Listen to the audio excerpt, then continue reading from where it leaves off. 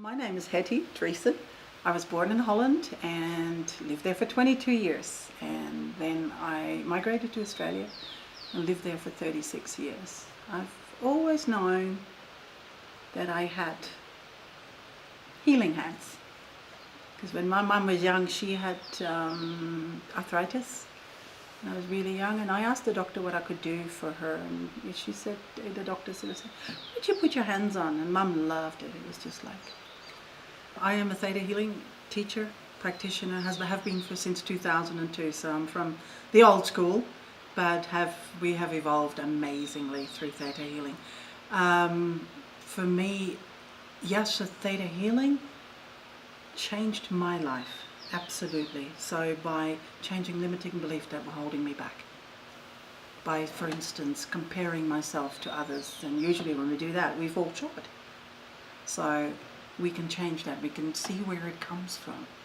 So how did that happen in your earlier life? You know, did somebody tell you, like, oh, you're not as good as so-and-so, or, you know, if you don't study, you'll never be good at something.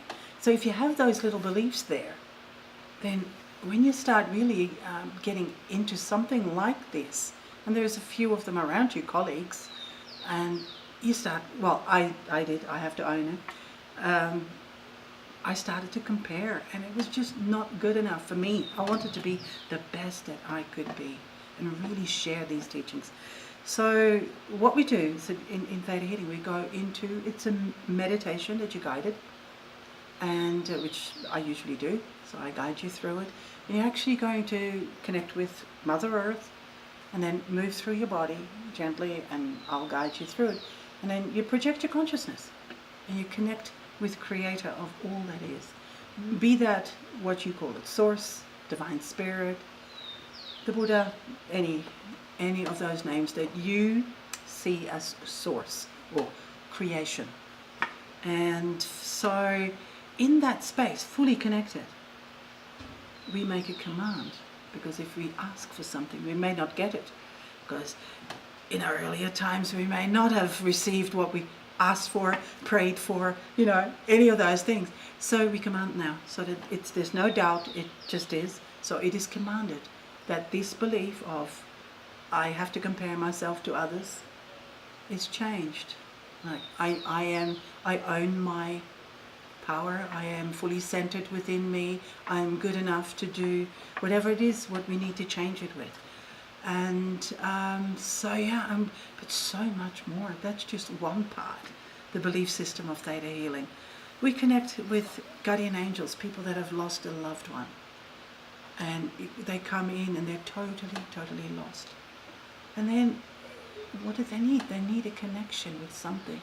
So there's a guardian angel exercise. So we connect them to their guides, and we sort of describe them. So they get a name and what they're there for. So they feel like they've got something. You know, they're not alone anymore. That's the big thing, because that's when you lose somebody. There's goosebumps all over there, and it's so true. When you lose somebody close, you feel alone. So what else have we got? We do so much. Oh, the body scan. It's an interesting part. It's the scariest part for most of us, you know, when we first learn, because you actually get permission from the person and you start scanning the body, see what's going on within, inside. And so I'm not as visual as a lot of people. For me, I'm an empath, so I feel it in my body, but I'm also starting to pick up on emotions that are there behind whatever is going on.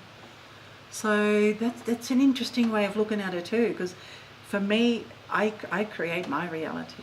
So when there's something going on in my body, there's an emotion attached to that, and so which creates it, an illness, the pain, the sorrow, or whatever it is.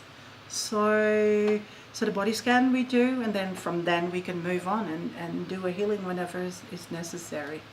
So I was a sporty person my whole life, and then at 42 my body started to fall apart. Played lots of competitive sport, played tennis, played volleyball, played tournaments and all that, and slowly my all my joints started to calcify. So I had operation on the elbow, I had operation on the thumbs, couldn't hold a tennis racket anymore. So my life sort of changed, and I was playing 3-4 nights a week competition, and all of a sudden I couldn't anymore, and it was like, wow, I think I must have talked to God at that time. You know, like, oh geez, I can't remember who I addressed, but it was definitely like, what am I going to do? This was my life. I did my accounting work, and then I played my sport. And I was like, wow, what am I going to do? And then somebody introduced me to Reiki. So I did that. And I've always wanted to work on people's bodies. It was always like, I like to touch. I love to being touched myself. So I figured more people like that. So I learned my Swedish massage. I did the deep tissue. I did a soft tissue workshop and Reiki in between. So it was pretty full on in the early 90s. People wanted to get sessions from me. So I said, wow, I've got a spare room. Let's set it up as a healing room. Also became a meditation room. And so people started to come. And we had study groups, we had sessions, we had little workshops. I wasn't teaching anything yet, but we had groups of Reiki coming, doing give and receive shares. So the place got used beautifully. So yeah, I was getting quite some, but it was, you know, evening work, weekend work. So being a bookkeeper, had plenty of clients. So it was starting to become a very busy life, which was great. I loved it. I mean, for me, I love people, so for me it was neat to have them come to me and sort of, you know, seeking for my help. And so yeah, so in 1999, I sort of got challenged by my sister that she wanted to learn Reiki from me. She'd already done Reiki 1 with a friend of ours where I assisted, so I had a little bit of experience, which was cool. And so yeah, she says, but I want to learn Reiki 2 from you, so which meant I had to do my mastery. So I had to shop around and found my Reiki master who was willing to work with me on a very quick but different hours. You know, we couldn't do it a whole weekend because I was doing other things. And then I traveled to Holland. And she offered me to pay half price, so I said, I'll pay half your fare if you come. So I thought, oh, I'm in need of a holiday. So I'd been working at this same job for 11 years. But this was before I became self-employed, that's right. I was still working for a chartered accountant firm. And so in Australia, we've got a thing like a long service leave. So that would have given me about 11, 12 weeks paid holiday. So I thought, great, I'll do that. And then I'll come back to the job. One of the partners denied me. I said, oh, what does that mean? I've got to resign? And I did on the spot. So I just left a job that I'd been at for 11 years and went to Holland. So I spent time with my sister. We went to England, and in Glastonbury, I did the fine tuning for Reiki 2 for her. It was amazing. It was just visiting in the tour. I'd had visions of that beforehand. And so yeah, that's how my path started. When I came back to Australia, I started teaching small workshops. But I started to sort of feel there was something missing. And I also looked at other Reiki masters. Oh, they're much better than me. They're, you know, and when one of them started to advertise in my little area, I got really, you know, cross. Let's say it that way. And it was like, but what does it matter? There's plenty of people for all of us. And so I started to look, I want to stop comparing myself to other people. So that's when I really put it out to the universe, to whoever wanted to listen up there. I said, I want to be the best person that I can be. So the next morning, it was that quick. There was a free paper that we get on the Wednesdays. It was a tiny little square-inch ad. It said, clear your limiting beliefs. I went, that's my answer. I said, thank you. You know, and I rang the lady up, and she says, yeah, it's an amazing seminar, workshop, and I'll be teaching next weekend, so book me in. And indeed, it was life-changing, and this is what was called, in those days, Orion Healing. Now it's called Theta Healing by Vianna Stibel. And I never looked back. Ever since then, I've been working on myself, learning more. In the beginning, all we had was the basic class. which was very slow. When people take my classes now, it's, you know, it moves fast. The beliefs move fast. Anything that they do, the instant healings that we witness are just amazing. So I did my practitioner's course, and 6 months later Vienna came to Australia. And I said, I want to share this with people. People need to know about this. So I went and did the teacher's class in October 2002. So that's how long I've been teaching, because I started it straight away because I just loved it. So in 2004, I took the teachings to Holland. And I was the first one there. I couldn't believe it. So I had to translate the manuals into Dutch, which was challenging because I left Holland at 22, so I definitely didn't know the spiritual language in Dutch. But I had a few helpers. And so I had a first little class. And at the same time, Vienna was teaching in England.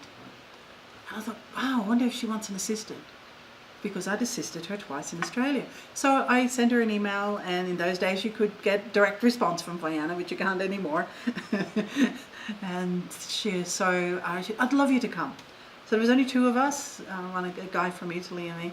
We stayed in this amazing haunted house. It was just awesome. There was two ghosts there, which I told, they said, you go and visit Daniel, because he was the other guy. I said, those two ghosts, said, go and visit Daniel. The next morning he described those ghosts to the owner of the place. He went to an album and showed, you know, that because you're describing that one, and that one was a young girl and an elderly man. They were still hanging around there with the family. It was cute. And so I assisted her. After that, I started to get chest pains and pain in my arms, and I just thought, well, I was in total denial, absolutely the whole time.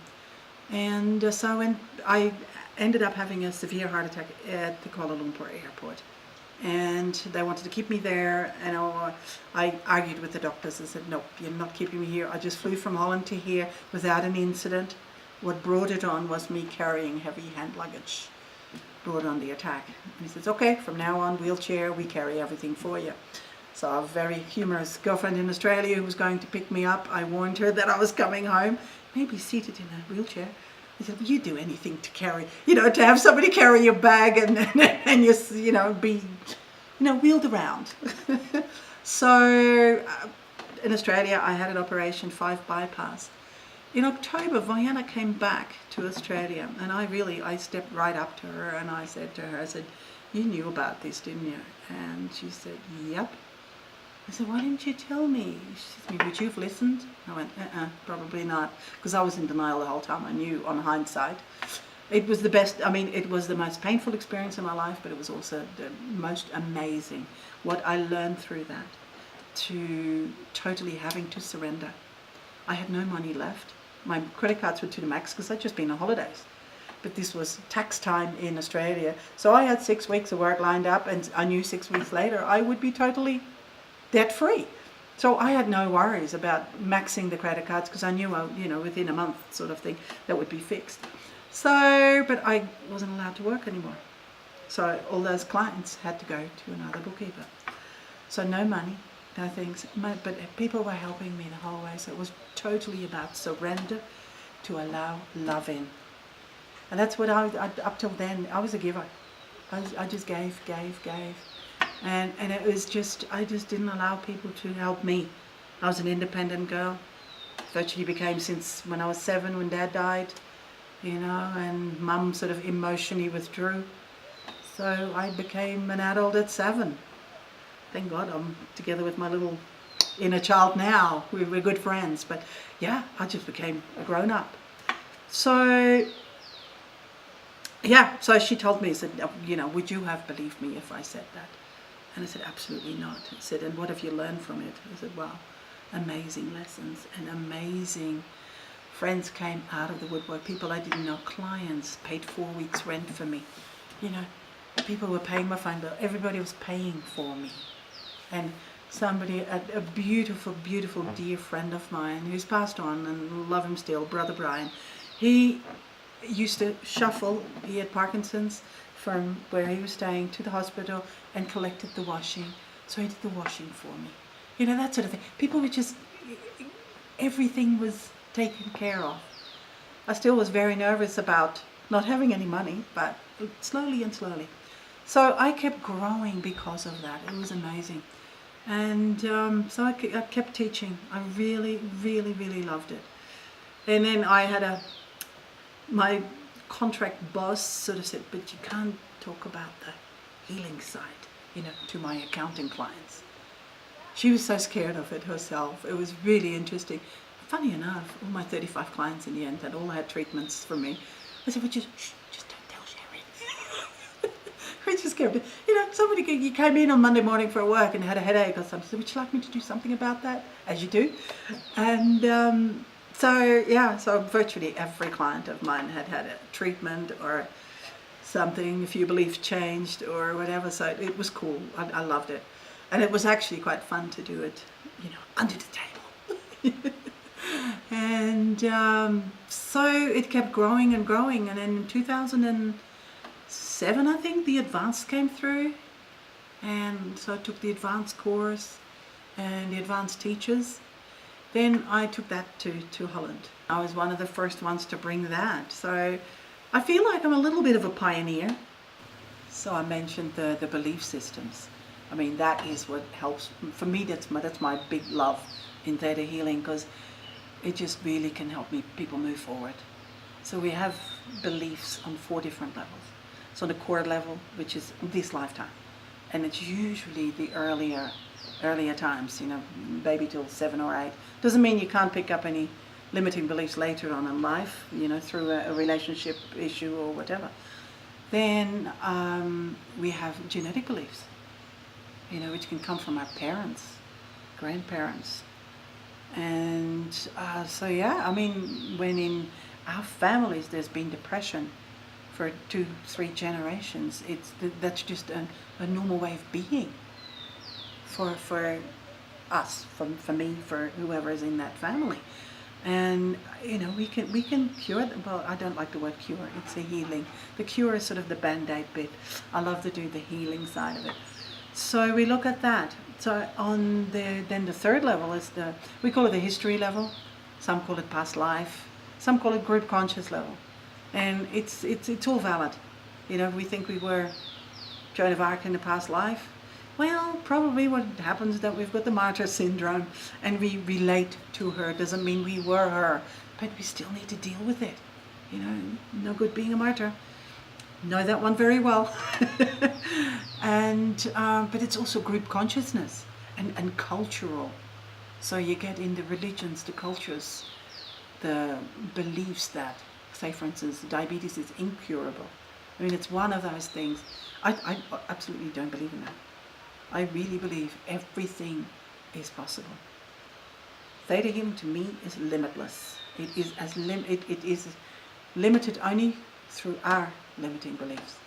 Like through my 13 years of experience with practices, I have seen absolute miracles. It's been amazing because I keep clearing. And the more I clear, the less baggage I have, the more clearer I can witness, because that's my part in the job, is I'm the witness. I'm not the healer. It is you who want to change that comes to me and sort of say, I'm over this. I want to get rid of this. And I get excited when I hear somebody say that, because I know we're going to have a good session. One of my own favourite ones is a dear friend of mine in Australia. I mean, she had fibromyalgia. I mean, this was in 2007, so I'd only been practicing for 5 years, and only just done the advanced. But she'd been going through it for 7 years, and going through the medical profession, chiropractic, the whole thing. She tried everything, homeopathic, naturopathic. Nothing seemed to work for her. One day she rings me up and said, Hetty, I'm over this. And so she came in.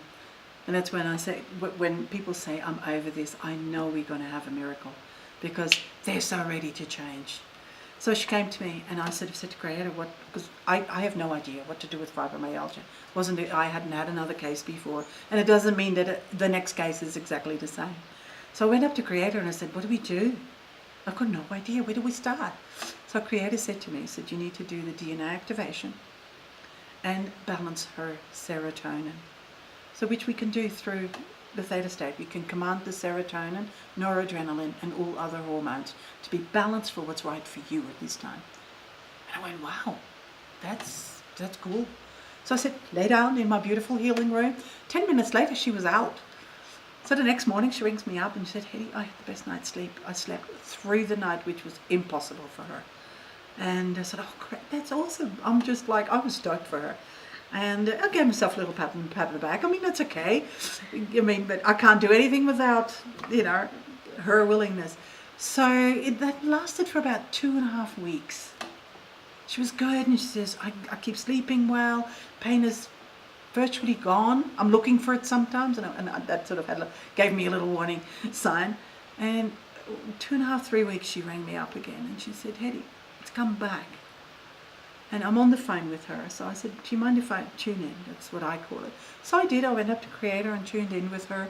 And all I could hear, if it's this quick, how can it heal? She's been going for 7 years to different, you know, modalities, different, well, medical, whatever you want to call it. 10 minutes, she was in my room. And I said, darling, all I hear is, if it's that quick, how can it hold? He said, oh, that's what I've been thinking the whole week. I said, no wonder. So would you like to change that program? And she says, absolutely. So we did. So I just went up to Create and changed that program. That she absolutely believed in instant healing, in miracles for herself. And last April 2014, I was back in Australia. And I thought I'd tell this story because it was my first real miracle. And I checked in with her because I thought I'd better make sure that all is good, because I can't tell fibs. And so we had lunch, and I said, hey, how's it doing? I said, oh, fabulous. So that's, again, another 7 years later, and or 8 years by now, and she's still doing good. So it helped. So for me, that was, yeah. I've witnessed people's cysts being removed. And Creator may send a psychic surgeon down to do that, and I actually witnessed that. It's like, you see, whatever needs to be sent out, cut out, and mind you, it's on an energetic level at this time. If a person can actually absolutely accept that, then it's done. But I've also had another dear friend of mine who actually went, because I saw it was beautiful pink skin under it, healthy looking. She still had her procedure done. And I got angry with her. And that taught me not to have attachments to things. Because it was like, but why did you, I mean, you knew it was healed. Why did you have to put yourself through that? I said, well, actually, by what you did, I knew it was going to be a positive outcome. And I went, okay, I can accept that. But that really was a big lesson for me too. Look at attachments, you know, on the outcome, especially with friends. I mean, you don't want them to go through pain. So we've also got the soul level. The sort of fourth level is the soul level, and that is when something has really, really hit you deep, like a deep grief, a deep sadness, can absolutely disrupt the soul, and people hardly function. Those are the ones that walk around that, you know, are listless, are, you know, apathetic. And yes, in the advanced level we also can do a soul healing, but we can clear beliefs, deep hurts from a soul level. So we've got our 4 levels there, but we also, what we do then is we go digging. We're not just going to, you know, pull a belief from one level.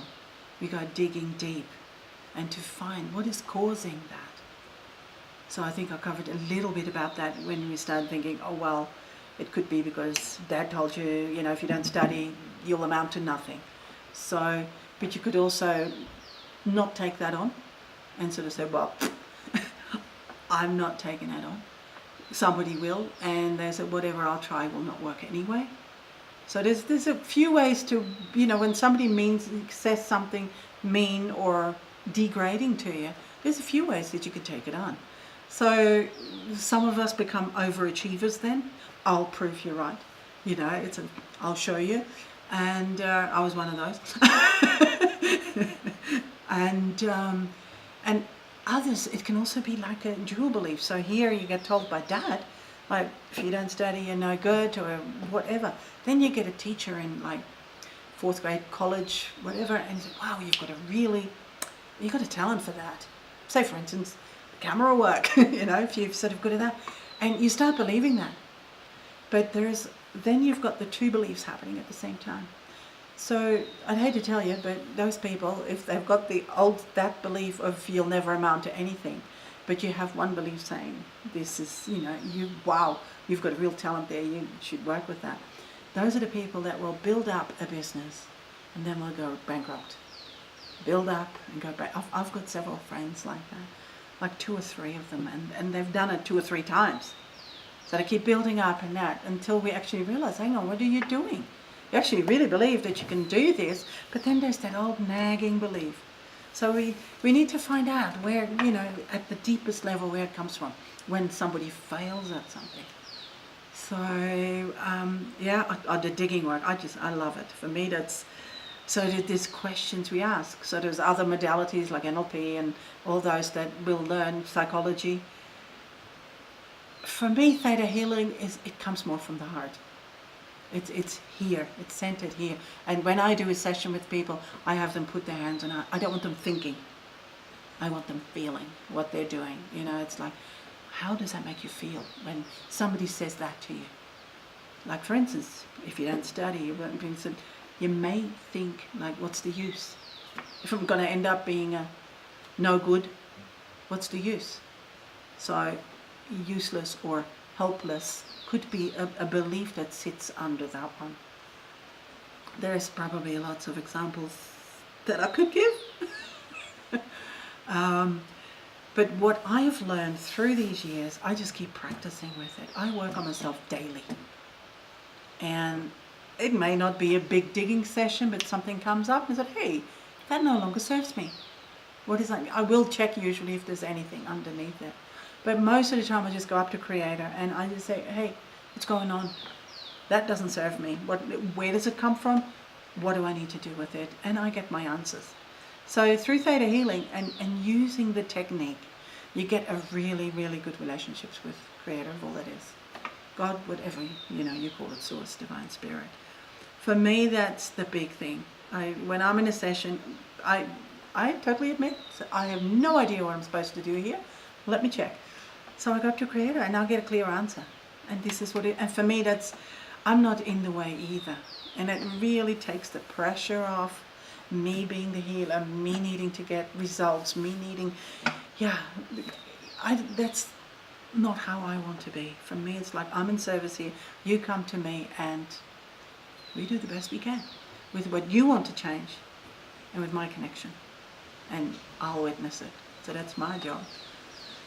Muscle testing, I use it the whole day. I'm so pleased to see students of mine and even clients of mine, they walk, they're someone, I see them muscle testing and it's like hilarious for me, but I love it. It's like, oh, is this food good for me? Yeah. It's great. So with muscle testing, there's a few ways to do it. The easiest, because you can do that on yourself, is to make a little circle and with your weaker hand. So use your strong hand to do the pulling. So with your weak hand. So I use my index finger or sometimes the middle finger and I sort of say, my name's Hetty. Yeah. My name's John. Good. If my name is John wouldn't be slipping through, then I may be not hydrated. So I may need to drink water. I always say to people, so muscle test it. If you're not sure about if you should have that meal or go and take a plant ceremony, so muscle test it. It's because it's your cells within your body knows the truth. Yes, if you're a strong mind, you could override it, but how would that serve you? And when I'm in a session and I don't always just look at the muscle testing, I look at how the body is responding. And, you see some, little twitch but I'm getting a yes answer because they do want to love themselves, but I see this little twitch or whatever, or the eyes, the eyes can go up. And I sort of, are you sure about that? Can we just try that again? What do you mean? They get in defense because they do want to, and I honor them for it. Of course, we all want to love ourselves and, unconditionally, but it's fun to see how bodies respond. And so as a practitioner, you need to be aware of that too. I see quite a few of my students sitting with their eyes closed the whole time because they want to be connected to Creator. But when you're in a digging session, you need to watch the body, the reactions, the facial expressions. You know, that little twitch, it's just a little thing. We know that there is an untruth, that they're overriding. So yeah, so some people say, well, why do we muscle test? Like for me, it works all the time. So for instance, a coffee could absolutely dehydrate you, so it could not work. So when you're a beginner, it may not work. My body, I can drink 10 cups of coffee, not that I do, but I could, and I would still, because I'm listening to, this is my cells talking. So it's, to me, that's truth. Also, talking about cells, when we're working on something and they explain that there's been a trauma attached to a strong belief, you know, the belief became because of a trauma. So we can clear the trauma from their cellular memory. And actually, as soon as we do that, we can really start moving on with it. If we just do the belief work and not work on the trauma, something will always happen to bring it back to that point. Because it's still the trigger. The trauma in the cells is still the trigger. So we clear the trauma from the cellular memory. And we go as deep as we can with those belief systems. While in sessions, I mean, so many times we find contracts. Like, and that sounds a strong word, but it's like a strong promise, with especially people who come back in the same family. Like, they've had a relationship with mom or dad in another life, and if you believe in that, that's okay. It does, you know, for me, it's like when you come in, there is a point where you sort of think, I just keep doing things for that person. And mum is never satisfied with what I do for her or any of those things. And then you sort of think, hang on, or I have to make mum happy. You know, a lot of us have got that one. One of our parents. Some of us feel like we're responsible for our own parents, especially if they're from the 60s, 50s and 60s when they're free spirits. So the kids that come in, they feel like they've become the parents of their parents. So sometimes you've come in with that contract. I can give you a strong example here in my family.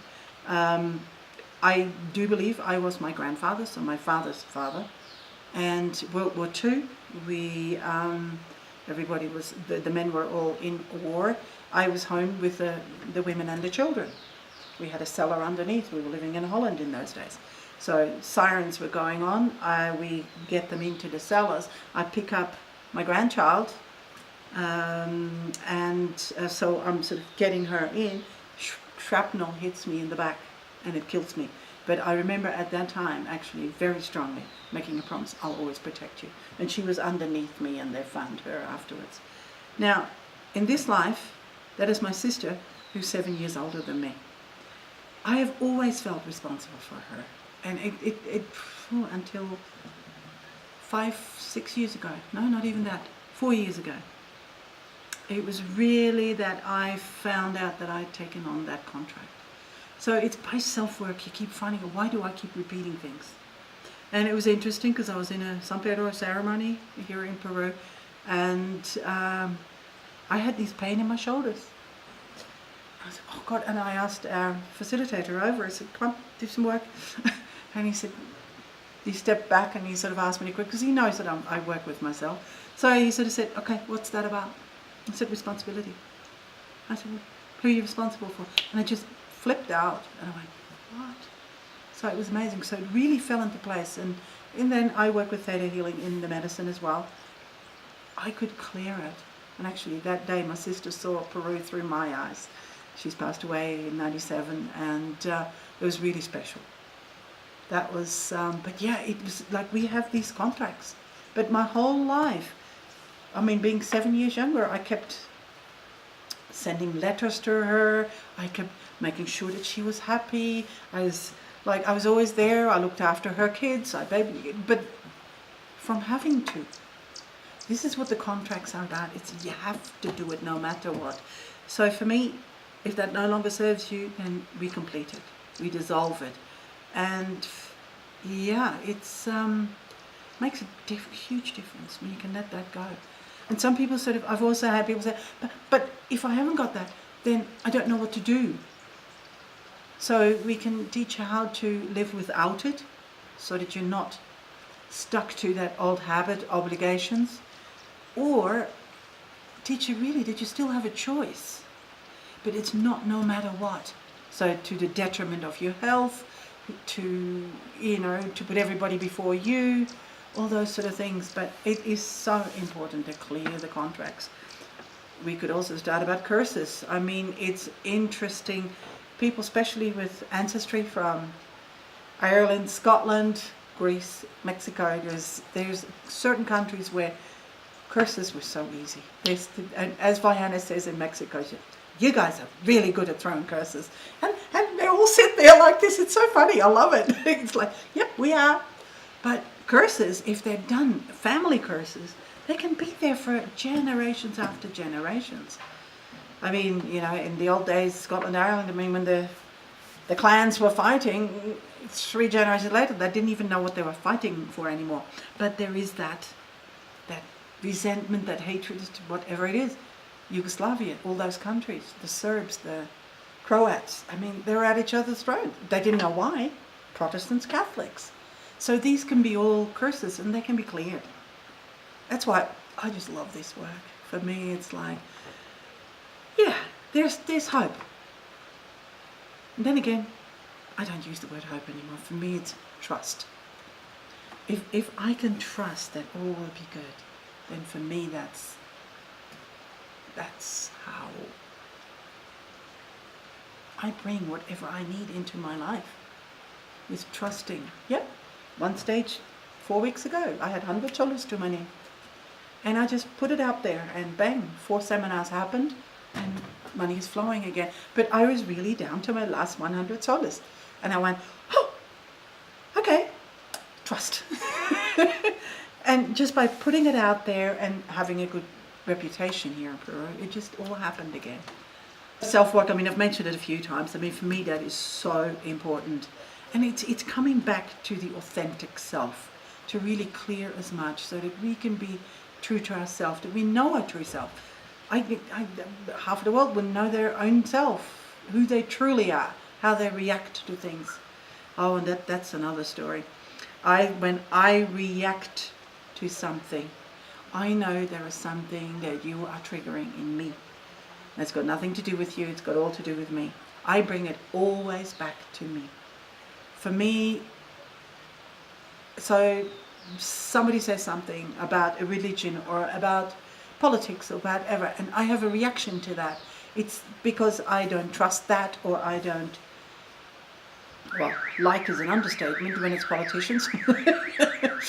But it's like, I need to look at that. Why is it triggering me? So I got triggered really beautifully one day, and that changed my life. It really did. Because I now have a way of presenting it to my students. I was here in Peru and going through a phase where I was suggesting changes to a person, and every time I was met with a no answer. So I started to think, well, what's the use?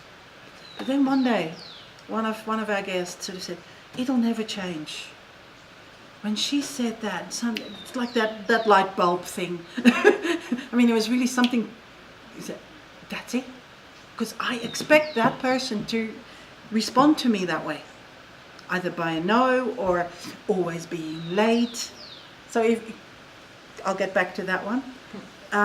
So in this case, it was like always being denied, being not heard, being said no to. So I heard that, and I said, I need to do something about that. So I went to my little house, 10 minutes of work on myself. So, okay, what's my biggest fear? Okay, the fear of rejection, fear of not being heard. So I cleared those, looked at where they came from, and then brought in some really good positive. So I then went up to that person with a really big question that I was scared of her to deny. And because I had changed my programs, and I sort of made the statement without fear, without expectations, she responded in a totally different way. It was really interesting. She was aware of it. And she said, what happened here? So I actually explained it to her. I said, this is what I've done. And she said, oh my God, that's amazing. So it was really good. We both realized, because I had changed programs in me, that there was the reaction was different. So I call that sort of taking things out of the box. So people who are, well, we're talking Peru, I mean time, they're always late. But if we keep saying that, if we keep putting them in a box, Peruvians are always late. Guess what? They will always be late. So by us letting go of the attachment to that, Peruvians do the best they can. And that's how I have people turning up on time. Peruvian people. So, which is awesome. But that's where we've got to look. So if we have say, oh, that's interesting what you're saying. You haven't got a reaction, then don't worry about it. You've either dealt with it or it doesn't affect you. But remember, if you have a reaction to something, to deal with it, to look at it, because it's something within you. So, and that, by changing more and more and more of that, we come down to our authentic self. For me, that's the important person. That's one of the things that I actually get here in Peru. Most people who meet me, it's okay, Hetty, you're so authentic. And I've been aiming for that all my life, but for me that is important. So, and through the work, I've just become confident. So confidence to sit here and talk to you. But 6 months ago, I wouldn't have been able to do that. It's really, I've been making some huge, huge changes. Coming back to the authentic self, I mean, a lot of people have beliefs that life has got to be tough. There was actually one of our prime ministers in Australia said, life wasn't meant to be easy. We could have a judgment on that, but we won't. So it's, so life is a struggle. It's a belief that usually comes from grandfather to father to son to daughter, and it keeps on. Or I learned my lessons the hard way. You know, especially when you start talking life lessons. Some of us go through, as I call them, Mack truck experiences, because it needs to be like that. Like my heart operation, that was a Mack truck. Many times I was told, Hetty, you need to let the love in. I wasn't listening. So then in the end, you get ripped open. And that's saying it crudely, but that's what happens, you know. So the heart needed to be freed so that I could allow, you know, the surrender to the love and receive it. Life is a struggle. Depression runs in families. I mean, those things can easily be healed through Theta Healing. It's, you know, a half-an-hour session. I could help you with that when you are willing to change. When you're willing to give that up and willing to give up your story. That is another really huge one. A lot of people live by their stories.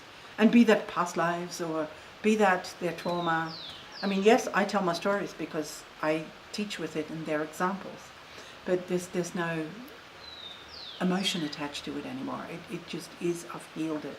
But I can help other people with it. You know, if you go through my story, I mean, father died at 7, incest at 11.